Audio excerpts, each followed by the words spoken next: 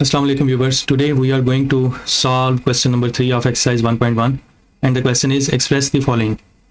In part A, the perimeter P of a square as a function of its area A. देखें question को समझना ज़रूरी है कि क्वेश्चन क्या है और उसको किस तरह लेकर चलना है। ठीक है, इसमें वो कहता है कि आप एक्सप्रेस करो, एक्सप्रेस मीन ट्रांसफॉर्म कर दो पेरीमीटर को, स्क्वायर के पेरीमीटर को उसी के एरिया के फंक्शन में लिख दो। ठीक है, अगर इसको मज़ीद सिंपल फॉर्म में कहूँ तो ये है कि पेरीमीटर का फार्मूला लिखना है, एरिया का फार्मूला लिखना है स्क्वायर के, और उन दोनों में कुछ कॉमन होगा और उन दोनों इक्वेशंस को मिक्स करके एक सिंगल इक्वेशन बन जाएगी। ठीक है, जिसमें पेरीमीटर एक तरफ होगा और एरिया एक तरफ होगा। तो इसे फिर हम इस तरह कह सकते हैं कि perimeter is a function of area now. ठीक है, तो अब ये दो चीज़ें आपने समझनी है कि पेरीमीटर क्या है और एरिया क्या है। एरिया से आप पहले से ही वाकिफ होंगे, लेकिन पेरीमीटर क्या है वो भी मैं आपको बताता हूँ। देखिए, मैं यहाँ पे एक स्क्वायर फॉर्म कर रहा हूँ।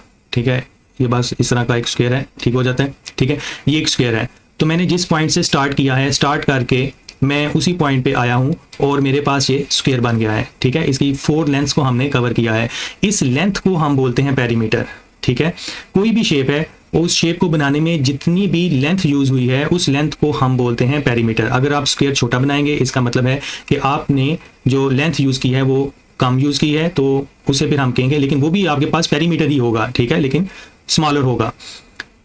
तो पेरीमीटर को हम लेंथ भी कहते हैं। अब एरिया की बात करते हैं। एरिया है कि कोई भी शेप है, उसने जितनी भी स्पेस को ऑक्यूपाई किया है उसे हम कहते हैं कि वो एरिया है। ठीक है, जिस तरह इस स्मॉल स्क्वायर ने इतना सा एरिया कवर किया है और इस बड़े वाले ने इतना एरिया कवर किया है। ठीक है, तो एरिया डिफरेंट हो सकता है, it depends on the size of an object. तो क्वेश्चन को हम स्टार्ट करते हैं। हम सबसे पहले यहाँ पे लिखेंगे सोल्यूशन। सोल्यूशन लिखने के बाद आप इधर सपोज कर लें, let x is equal to 1 side of a square. Obvious है कि वो लेंथ ही होगी, बेशक आप इस तरह लिख दें x is equal to length of 1 side of a square. ठीक है, इस तरह भी आप उसको लिख सकते हैं। ठीक है, अब हम इसमें पेरीमीटर का फार्मूला लिखेंगे, पेरीमीटर। ठीक है, आप इधर लिखें perimeter of a square. Perimeter of a square के लिए हमारे पास एक स्क्वायर को बनाने में 4 लेंथ्स यूज होती हैं, तो हम इधर लिखेंगे 4 इंटू अ लेंथ। ठीक है, 4 को हम एक लेंथ से जो कि हमने सपोज की है x, उससे मल्टीप्लाई कर देंगे, तो ये हमारे पास आ जाएगा पेरीमीटर का फार्मूला। ठीक है, ये इक्वेशन नंबर 1 आ जाएगी। सिमिलरली हम एरिया का फार्मूला लिखेंगे, area of a square is equal to, वो होता है लेंथ इंटू लेंथ, क्योंकि स्क्वायर में ऑल साइड्स इक्वल होती हैं, तो आप लेंथ इंटू लेंथ कह लें या लेंथ का स्क्वायर कह लें। यहाँ पे हमने लेंथ को कहा है कि x है, तो हमारे पास फिर एरिया आ जाएगा x स्क्वायर।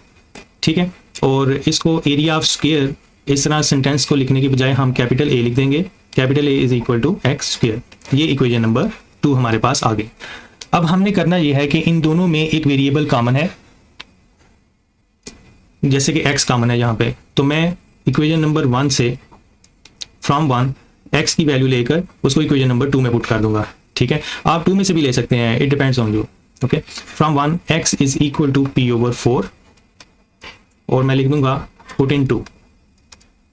ठीक है, सेकंड इक्वेशन में हम इसको पुट करेंगे, तो मेरे पास आएगा a is equal to p square over 4, 2 times हो जाएगा हमारे पास 16। ठीक है, इस तरह से आ जाएगा। तो आप इसमें इस तरह भी कर सकते हैं, मसलन अगर मैं इस स्टेप को जरा रिमूव कर दूं, ये हमारे पास आता है a is equal to p over 4 whole square.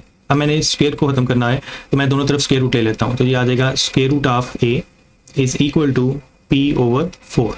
अब इसको सीधा करके लिख लेते हैं, और 4 इधर डिवाइड करें उधर जाके मल्टीप्लाई करेगा, और हम इसको लिख सकते हैं p is equal to 4 square root of a। तो अब अगर आप क्वेश्चन को पढ़ें तो ये बिल्कुल फॉर्म क्रिएट हो गई है, express the perimeter p of square as a function of its area A. देखें, ये पेरीमीटर एक तरफ है और एरिया और उसके साथ अगर कोई नंबर है तो वो भी एक तरफ ही है। ठीक है, तो perimeter in the form of area. ये हो गया हमारा क्वेश्चन नंबर 3 का पार्ट ए। इसी तरीके से हमारे पास क्वेश्चन नंबर 3 का बी पार्ट है, जिसमें हमने एक्सप्रेस करना है area of a circle as a function of its circumference. देखें, मैं यहाँ पर एक सर्कल बना रहा हूँ। ठीक है, ये एक सर्कल है। ठीक है, ये जो लेंथ यूज हुई है इसको बनाने के लिए उसे हम पेरीमीटर ही कहेंगे, लेकिन सर्कल को हमने, सर्कल के पेरीमीटर को एक स्पेशल नाम दे दिया है, उसे हम बोलते हैं सर्कमफ्रेंस। ये आपने याद रखना है। तो उसी तरीके से क्वेश्चन को करेंगे। जिन दो क्वांटिटीज़ का यहाँ पे जिक्र हुआ है, जैसे कि एरिया ऑफ ए सर्कल और उसके बाद सर्कमफ्रेंस ऑफ ए सर्कल, हम इन दोनों का फार्मूला लिखेंगे। फार्मूला लिखने के बाद कुछ कॉमन होगा तो एक में से वैल्यू इक्वेशन में से निकाल के दूसरी इक्वेशन में पुट कर दें तो आपका आंसर आ जाएगा। ठीक है, इधर हम लिख रहे हैं area of a circle. Solution लिख लें इधर, सबसे पहले सोल्यूशन लिखने के बाद लिख लें एरिया ऑफ ए सर्कल। तो सर्कल के एरिया का फार्मूला होता है पाई आर स्क्वायर। आर यहाँ पे रेडियस को डिनोट करता है, आर किसको डिनोट करता है, रेडियस को। ठीक है, तो एरिया के लिए हम कैपिटल ए यूज करेंगे, पाई आर स्क्वायर, इक्वेशन नंबर 1। इसी तरीके से हम सर्कमफ्रेंस का फार्मूला लिखेंगे। आप इधर कैपिटल सी लिख दें, डायरेक्ट लिख दें कैपिटल सी फॉर सर्कमफ्रेंस। उसने भी क्वेश्चन में यूज किया है, C is equal to 2 pi r, ये फार्मूला होता है। ठीक है, यहां से आप आर की वैल्यू फाइंड कर लें, R is equal to C over 2 pi, और इसको इक्वेशन नंबर 1 में पुट कर दें, पुट इन 1।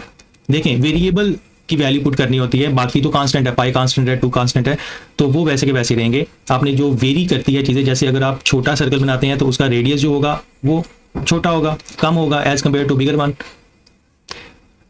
ओके, तो इसको हम पुट कर देते हैं इक्वेशन नंबर 1 में। सो हमारे पास आता है ए इज इक्वल पाई, और वहाँ पे है आर स्क्वायर, आर की वैल्यू है सी ओवर 2 पाई, और होल स्क्वायर हमारे पास आ जाएगा। ठीक है, अब इसको हम सिंप्लीफाई करेंगे, मैं ये सामने कर देता हूँ। ठीक है, यहाँ पे हम लिखेंगे A is equal to pi into C square as it is over 2 pi square आ जाएगा 4 पाई स्क्वायर। अब कैंसिलेशन करेंगे, ये पाई इससे कैंसिल हो जाएगा, हमारे पास आएगा A is equal C square over 4 pi. ठीक है, तो यही हमने एक्सप्रेस करना था, express area of a circle as a function of its circumference. तो यहाँ पे हमारा क्वेश्चन नंबर 3 का पार्ट बी क्लियर हो जाता है। ठीक है, अब हमारा आखिरी पार्ट है क्वेश्चन नंबर 3 का, उसमें वो कहता है the volume V of a cube. वही है कि एक्सप्रेस करना है, एक्सप्रेस द वॉल्यूम वी। अब यहाँ पे एक्सप्रेस मैं लिख देता हूँ, express the volume V of a cube as a function of the area A of its base. देखें, बेस यहाँ पे क्या है, क्यूब होता है, जैसे लूडो का दाना है। ठीक है, डाई जो है उसे हम बोलते हैं कि वो क्यूब है। क्यूब की 6 साइड्स होती हैं, इस तरह की फिगर है हमारे पास, और ऑल साइड्स इक्वल होती हैं। तो इनमें हर साइड को हम बेस कह देते हैं। अगर आप जो भी साइड इसको किसी सरफेस पे रखेंगे उस साइड को हम बेस कह देंगे। तो यहाँ पे ये 6 फेसेस हैं, जो साइड सरफेस पे होगी उसे हम बेस कहेंगे, और बेस भी आपके पास एक स्क्वायर होता है। Again, express volume V of a cube as a function of the area A of its base. तो ये आपको क्लियर हो गया कि जो क्यूब का बेस है वो बेसिकली आपके पास एक स्क्वायर है। ठीक है, यहाँ पे 2 क्वांटिटीज का जिक्र हुआ है, वो है वॉल्यूम और दूसरा है एरिया। तो हम इन दोनों के फार्मूला लिखेंगे, उनमें जो कॉमन होगा एक में से वैल्यू निकाल के दूसरे में पुट कर देंगे। इक्वेशन की बात कर रहे हैं हम, और वेरिएबल की। ठीक है, तो वॉल्यूम हम यहाँ पे लिखेंगे सोल्यूशन। सोल्यूशन लिखने के बाद हम लेट कर लेते हैं, let x is equal to length of one side of a cube. ठीक है, इस तरह से हमने इसको सपोज कर लिया। अब हम वॉल्यूम का फार्मूला लिखेंगे, हम डायरेक्ट लिख रहे हैं कैपिटल V। क्यूब के वॉल्यूम का फार्मूला होता है length into width into height. Width को आप ब्रेथ भी कहते हैं। ठीक है, तो क्यूब में चूंकि सारी साइड्स इक्वल होती हैं, क्यूब में सारी साइड्स इक्वल होती हैं, लेंथ भी इक्वल होती है विड्थ के, और विड्थ इक्वल होती है हाइट के। तो हम इसको जो हमने नंबर सपोज किया है उससे रिप्लेस कर देंगे। मतलब मैंने यहाँ पे कहा है कि one side of a cube वो क्या है, x। तो लेंथ की जगह भी आ जाएगा x, विड्थ की जगह भी आ जाएगा x, और हाइट की जगह भी आ जाएगा x। तो हमारे पास वॉल्यूम का अल्टीमेटली फार्मूला बन जाता है v is equal to x cube. ठीक है, ये हमारे पास है इक्वेशन नंबर 1। नेक्स्ट वो कहता है the area A of its base. मैंने पहले बता दिया कि बेस हमारे पास क्या है, स्क्वायर है। तो आप इधर एरिया लिखें, जो स्क्वायर के एरिया का फार्मूला पीछे भी हमने किया है वो क्या है, लेंथ का स्क्वायर। यहाँ पे लेंथ है x, तो आ जाएगा x स्क्वायर। आप x के अलावा और कुछ भी ले सकते हैं, a ले लें, y ले लें, जो आपको समझ आता है आप वो वेरिएबल चूज कर लें। ठीक है, इधर दोनों तरफ हम स्क्वायर रूट लेने लगे हैं। स्क्वायर रूट क्यों लेने लगे हैं, क्योंकि हमने x की वैल्यू को पुट करना है इक्वेशन नंबर 1 में। ठीक है, इस वजह से दोनों तरफ हम स्क्वायर रूट ले लेते हैं। तो ये आ जाएगा x is equal to square root of a। इसको हम पुट कर देते हैं, पुट इन 1। तो जहां जहां x है वहां आ जाएगा स्क्वायर रूट ऑफ a। ठीक है, तो यहां हम एक लाइन लगा लेते हैं। ठीक है, तो ये आ जाता है v इज इक्वल टू, इस x की जगह आ जाएगा स्क्वायर रूट ऑफ a, और होल पावर 3 वैसे की वैसी रहेगी। ठीक है, अब इसको मजीद सिंप्लीफाई कर सकते हैं। स्क्वायर रूट की वैल्यू होती है 1/2, जो कि मल्टीप्लाई करेगा 3 के साथ। तो हमारे पास एट द एंड आंसर आएगा e raised to power 3/2। सो यहाँ तक कंप्लीट है। आज के लिए इतना ही, और काइंडली वीडियो को सब्सक्राइब और शेयर करना मत भूलिएगा। दुआ में याद रखिए। अल्लाह हाफ़िज़।